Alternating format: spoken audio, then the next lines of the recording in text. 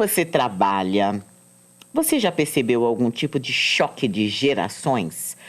Porque por mais que a gente tenha pessoas de geração A, B, C, que tenham comportamentos parecidos, mas existem algumas características de determinadas gerações que são muito intensas. E um relatório chamado Tendências de Gestão de Pessoas, que foi elaborado pelo ecossistema Great People e GPTW, revela que 51% do mercado de trabalho, ou seja, metade, mais um pouquinho, enfrenta dificuldades para lidar com as diferentes gerações e suas expectativas no ambiente corporativo. A geração Z, por exemplo, que é composta por pessoas entre 1996 e 2010, se destacou com uma rejeição durante as entrevistas de emprego, refletindo aí uma significativa dificuldade de convivência corporativa.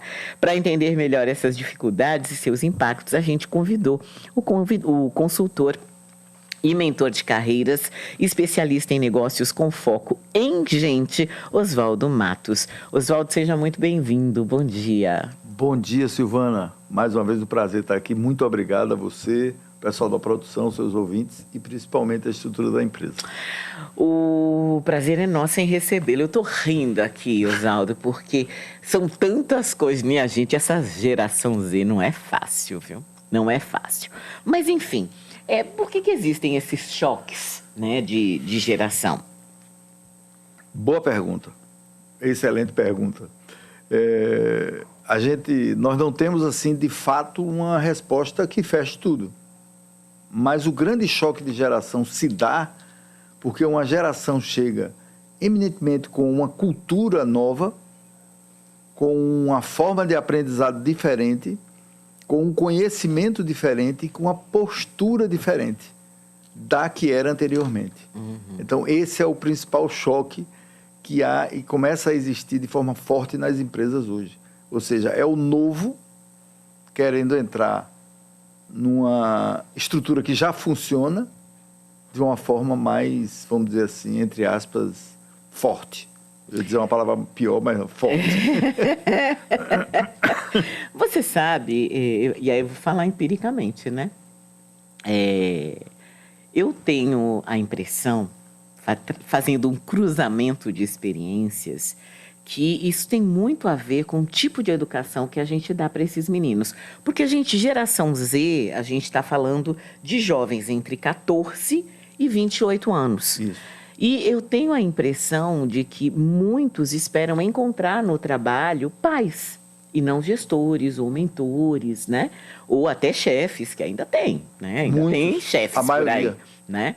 E muitas vezes eles esperam pais. Eu sinto uma falta de Engraçado, porque quando se falou na geração Z, Oswaldo, se falava muito que era uma geração inquieta, que ela não teria mais uma carreira tão longeva dentro da empresa, né? Que ela gostaria de outras oportunidades. Eu vejo isso, mas vejo também esse perfil de que muitas vezes querem paz, um não comprometimento com o trabalho, uma vontade que a empresa compreenda todas as suas demandas pessoais. No seguinte sentido, a empresa tem um horário que foi acordado que você trabalharia nele, das 8 à 1 da manhã. Mas você quer que a empresa entenda que a sua camisa estava molhada, que o seu tênis você não conseguiu lavar no dia anterior, porque você foi jogar futebol, e aí você tinha que lavar ele de manhã, que lavá-lo, né? De manhã, que você precisava passar no barbeiro para cortar o cabelo. São coisas, né? Que sua irmã estava ocupada, ocupou o banheiro por um tempo maior do que você. Gente, isso que eu estou falando não são invenções minhas, não. Tá? São verdade, né? Eu já ouvi essas e outras tantas desculpas. Coisas que a gente olha e fala assim, sim, mas essa é sua agenda, né? Isso não tem a ver com educação? Tem. Sua colocação é excelente. Mas, assim, ela é o fio, o início, a ponta do novelo. Porque o negócio é um pouco mais profundo do que isso. Então, me conte. Então, vamos lá. Então, assim, olha, vamos começar rapidamente pela base. A Korn Ferry é uma das maiores consultorias de gestão do planeta. Tá? E ela fez uma pesquisa com cerca de 800 entrevistados. E 68%, pare aí, viu? 68% foi descoberto na pesquisa, que 68% não está preparado para liderar. Então, como diz o ditado, entre A, o buraco é mais embaixo. Não está preparado para liderar. Dessa nova geração que está chegando agora em idade, vamos dizer assim, economicamente ativa, que não é o cara de 14 anos que vai entrar na empresa, mas é a partir dos 17, 18, sim, 19... Até 16, né? Por causa do jovem aprendiz, né? Exatamente. Ele já começa a navegar ali nas empresas. Apenas 2% querem ser líderes. 2%. Há algum tempo atrás, a briga por liderança dentro das organizações era violenta, era grande, assim, no sentido positivo. Todo mundo queria ter um cargo de liderança, um gerente, ser um coordenador. Hoje não. Hoje eles querem desenvolver suas habilidades. Por quê? Porque o foco deles não é mais mandar em ninguém. O foco deles, hoje, dessa geração, é desenvolver um excelente trabalho.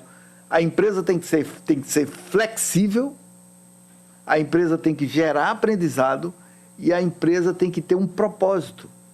Porque isso, para eles, é chamada experiência de vida de curto ou longo prazo.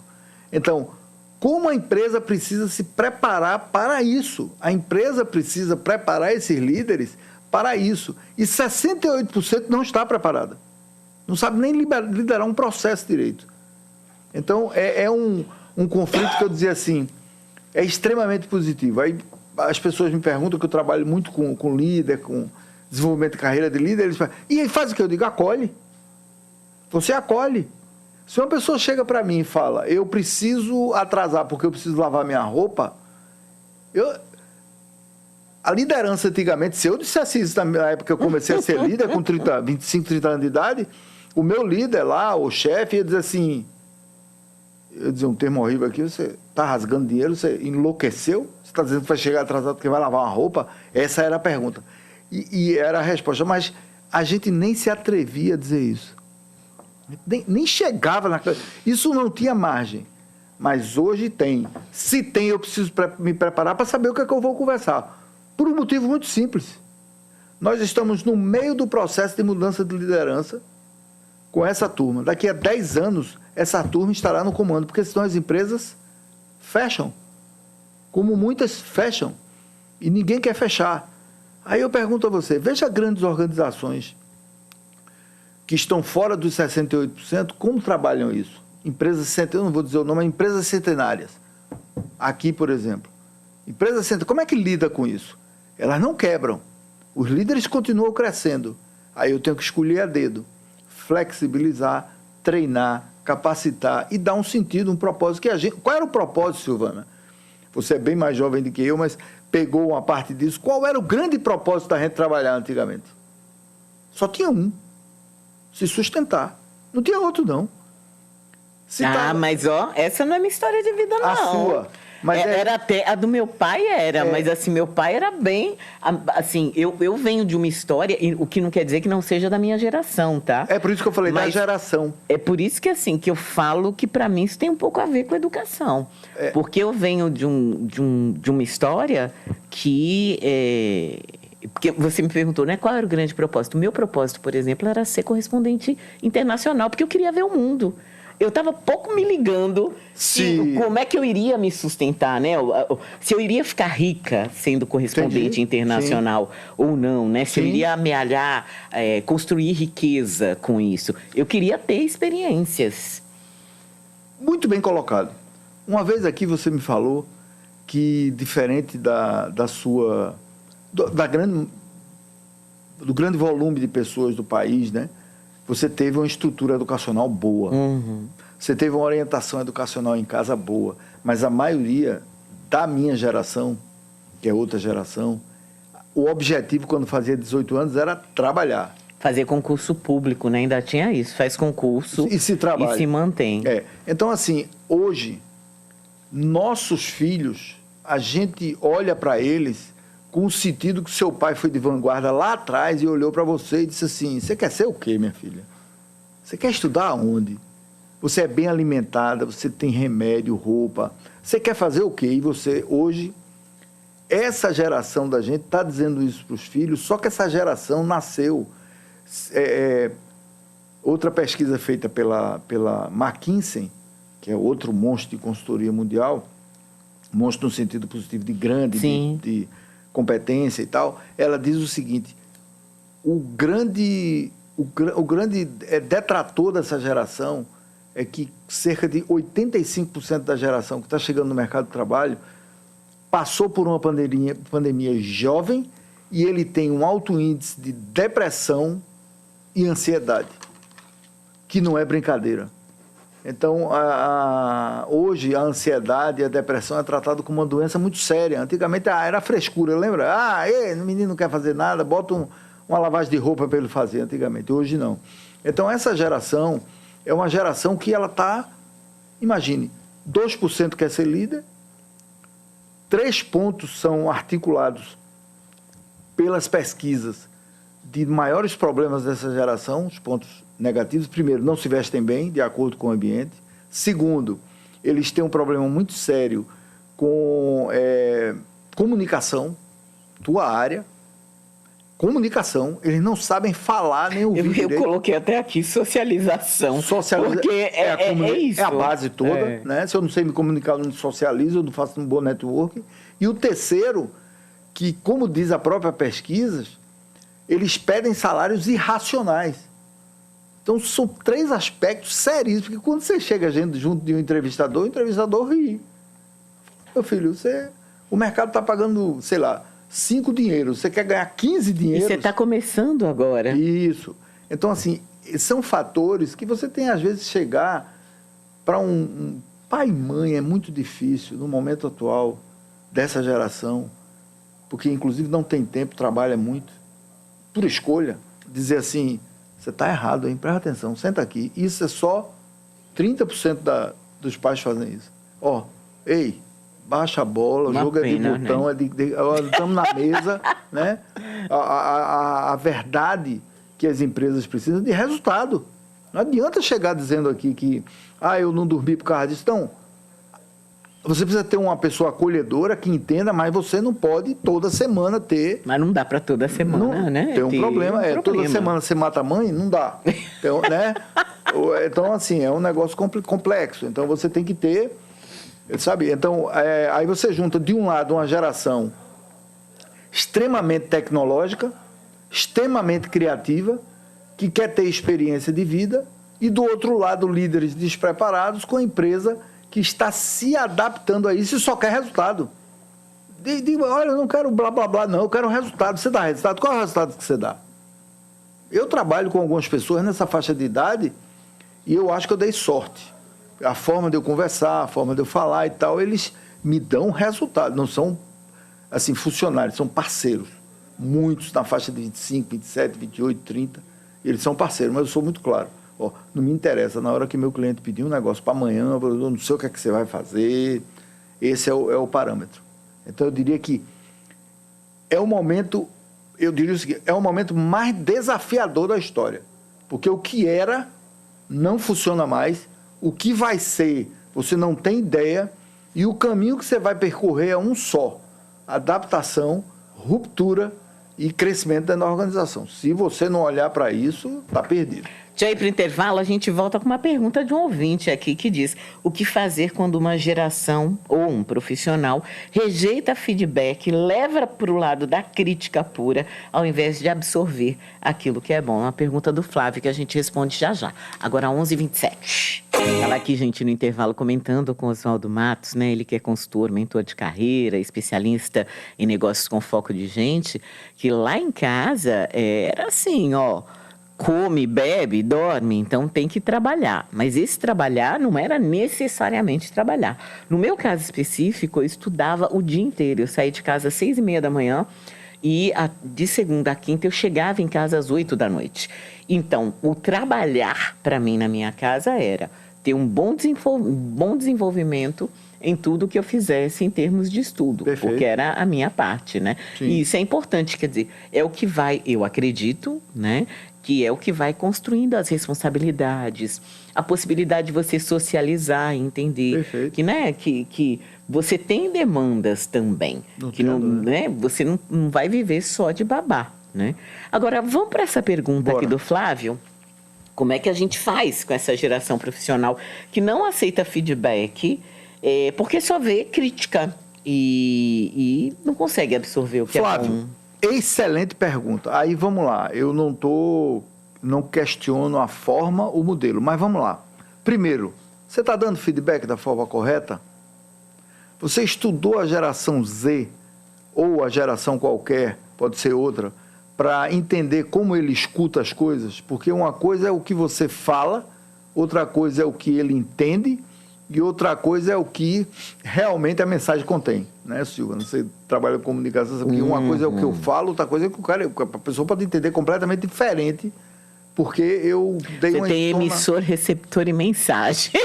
e um bocado de ruído pela frente. Exatamente. Né, que a gente sabe. Então, eu diria o seguinte, primeiro ponto, como é que você está dando esse feedback? Segundo ponto, o feedback está dando, você está dando esse feedback a ele, mostrando a ele que você está ao lado dele? Você está junto com ele na solução de problema ou você apenas está cobrando que ele não faça aquilo?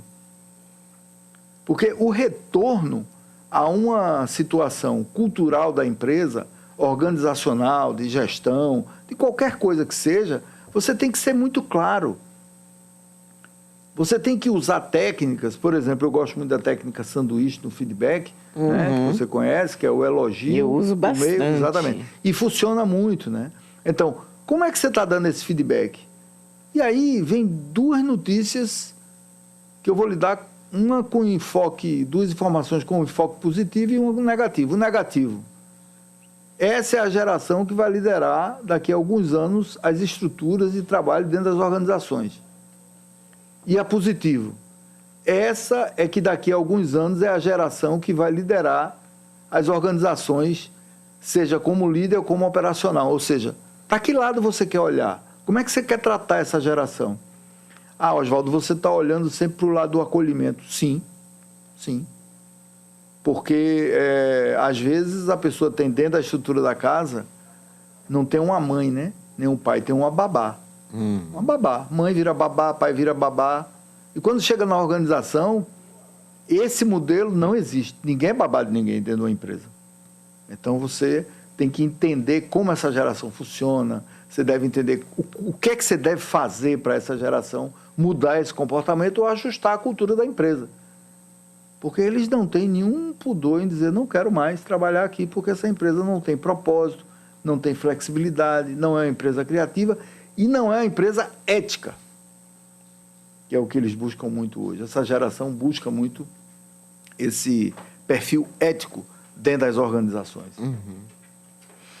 Certo, quero agradecer, gente. Oswaldo Matos, consultor e mentor de carreira, especialista em negócios com foco em gente, que vai deixar a gente aí pensando na semana inteira, né? Agora, precisa ter espaço e tempo, né, para isso, né, Sim. Oswaldo? Sim, sim. Porque, desculpa o que eu vou dizer, mas, gente, é verdade. E o profissional tem que valer a pena. Sem a menor dúvida. Porque às vezes você olha e você fala assim, gente, ó, é um investimento de tempo, de cuidado, de raciocínio, que talvez naquele momento o líder não consiga, porque ele está em busca de resultado. Sim. Ou talvez aquele profissional também, para aquele líder, naquele momento, naquela empresa, não seja interessante. Só para fechar, você tocou num aspecto, assim, para mim, fundamental, que é o recrutamento e seleção dentro das organizações. A gente faz muito isso na empresa, com critérios assim, conhecimento do que a empresa quer da cultura e do candidato. Às vezes você tem um excelente candidato técnico, comportamentalmente ele é muito fraco. Exatamente. Ou o inverso, ele é muito bom comportamentalmente e tecnicamente ele é muito fraco. Encontrar esse equilíbrio é que é o difícil. Então, antes de entrar o profissional na sua empresa, eu estou precisando com urgência de um gerente. Calma. A primeira coisa que a gente diz ao cara, calma, isso não é caldo de cana. Isso não é acarajé, que todo esquina de Salvador tem um, você vai lá, compra, escolhe um melhor e depois... Não é assim. Porque depois que entrar na empresa, o custo, se ele sair rápido, é muito grande de investimento de treinamento, de orientação, de estudo, de tudo que você fala, né? Então, muito bem colocado. É um negócio que tem que observar bem se serve para a empresa, ou se o candidato serve, ou o contrário, né? Se a empresa... Às vezes a empresa não suporta um candidato muito bom. Não suporta, a gente vê isso muito. Porque o líder dele olha já para ele com receio. E não olha para ele como um facilitador, olha com receio. Sabe, esse cara vai ocupar o meu lugar. Aí a gente é um... E às vezes também a empresa em si, não o líder, não suporta, né, aquela pessoa, porque ele não tem nem para onde ir. Ele não tem como utilizar todas as habilidades. Exatamente. O candidato, quando o candidato é maior que a vaga, frustra ele. Ou quando é menor, frustra a empresa. Então, esse equilíbrio não é brincadeira. Obrigada, viu, Oswaldo? Bom dia. Bom dia, obrigado a vocês, sempre às ordens. Agora 11h40.